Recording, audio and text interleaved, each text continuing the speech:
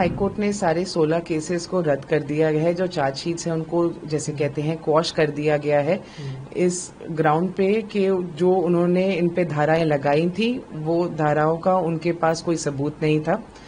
अभी 70 ऐसे हमारे इंडियन नेशनल्स थे जिनके ऊपर ये आरोप लगाया गया था कि उन्होंने कुछ फॉरेनर्स को या तो मस्जिदों में या अपने घर में रहने की जगह दी है। तो दिल्ली गवर्नमेंट का ऑर्डर था, उन्होंने कहा था कि किसी टाइप की भी कोई जो धार्मिक आप सभा है वो नहीं आप रख सकते, वो आप नहीं रख सकते। बट जबकि हमने ये दिखाया कि ऐसा कुछ हो नहीं रहा था वहां पर। हाईकोर्ट ने सारे 16 केसेस को रद्द कर दिया गया है। जो चार्जशीट्स है उनको जैसे कहते हैं क्वॉश कर दिया गया है इस ग्राउंड पे कि जो उन्होंने इन पे धाराएं लगाई थी वो धाराओं का उनके पास कोई सबूत नहीं था।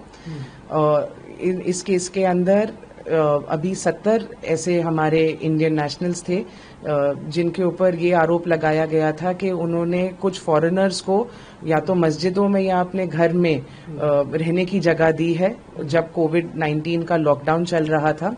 तो उसके करते हुए उन्होंने कहा उन्होंने इन पे एलिगेशन लगाई कि इस करके कोविड जो डिजीज है वो स्प्रेड हुई है। और जबकि हमने ये दिखाया कि इनफैक्ट इनके पास कोई किसी टाइप का प्रूफ ही नहीं था कि किसी भी एक जने को भी इसमें से कोविड-19 था, क्योंकि कोई भी डिजीज स्प्रेड करने के लिए आप जब फैला रहे हैं कह रहे हैं तो उस फैलाने के लिए आपको खुद भी तो कोविड-19 होना चाहिए था। और दूसरे जो उन्होंने इन पे जो आरोप लगाया था कि आप लोगों ने एक दिल्ली गवर्नमेंट के ऑर्डर को का वायलेट करा है, आपने उसका पालन नहीं किया है। वो चीज पे हमने दिखाया कि जो दिल्ली गवर्नमेंट का ऑर्डर था उन्होंने कहा था कि किसी टाइप की भी कोई जो धार्मिक आप सभा है वो नहीं आप रख सकते, वो आप नहीं रख सकते। बट जबकि हमने ये दिखाया कि ऐसा कुछ हो नहीं रहा था वहां पर।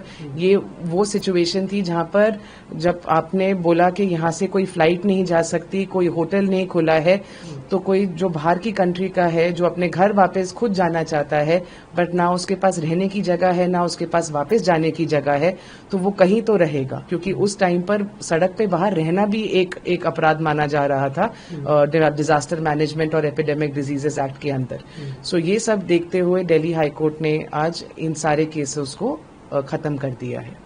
मैम, जब कोर्ट ने ऑर्डर प्रोनाउंस किया तो उन्होंने कोई अपनी ऑरल ऑब्जर्वेशन भी आप लोगों ने सुना होगा, क्या कुछ कहा हाई कोर्ट ने? अब जो प्रोनाउंसमेंट हुई है उसमें honourable justice Neena Bansal ma'am ने सिर्फ ये बोला है कि चार्जशीट स्क्वॉश्ड हैं एंड आज शाम तक या कल सुबह तक इसकी पूरी जजमेंट वेबसाइट पे आ जाएगी। सो आई थिंक उसके बाद ही डिटेल हम देख सकेंगे कि मैम ने किन बेसिस पे इसको क्वॉश करा गया है।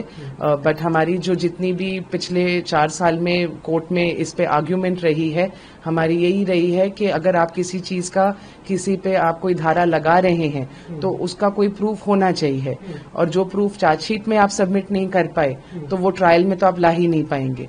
तो जितनी भी धाराएं थी वो बिल्कुल ही मेंटेनेबल नहीं थी, और ऐसे अगर आप करके लोगों पे केस लगाने लग जाएंगे जो अपने घर में लोगों को मदद करने के लिए कर रहे हैं, और जबकि हमारे देश में तो बोलते हैं अतिथि देवो भव। सो ये चीज को रखते हुए कि ये सब कुछ एक ह्यूमैनिटेरियन ग्राउंड पे करा गया था, सो हमारे हिसाब से तो वो साइड जज को अपील करी होंगी।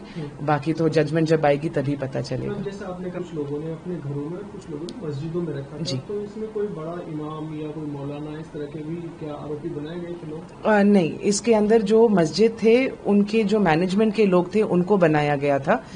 अभी भी एक और जो मेन FIR 63 है जो मौलाना साद साहब के अगेंस्ट है, जिसके अंदर 955 फॉरेन नेशनल्स को पहले लिया गया था, उसमें अभी तक 5 साल में भी आज तक कोई चार्जशीट नहीं आई गई है।